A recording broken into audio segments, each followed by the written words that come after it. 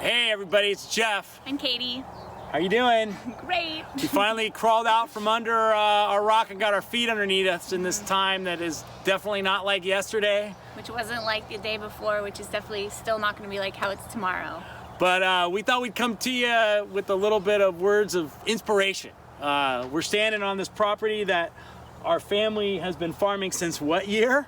1858. I always bring this hat out in trying times because it's a reminder to me, anyone that looks, that like you can make it through. And we have no idea where this is going, but we know that we'll get through it. And we only have to look at our past to see fires and wars and a whole lot of other prohibition, earthquakes and other flus. And what's mattered the most is staying together as a family, keeping the ones we love close. And that's what we're doing here, and we know that's going to get us through, and you know it'll get you through as well. Doesn't mean we can't moan though. The social distancing. We don't like it.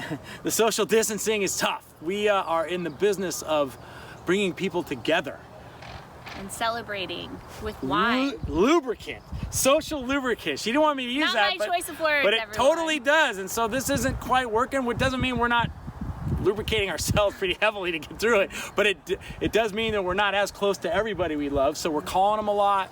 They want to hear from us. Do that. Call your parents, call your kids, call your kids and tell them to call you if they're not calling you. Write letters, do what you need to do, but stay connected. That connective tissue is so important, and it's going to get us through. Breathe a little bit, open your window, do a few lion's breaths for all those yogis out there. Yeah, and most importantly, spend your dollars wisely. You have power, and that power is that there's a lot of businesses out there in the world.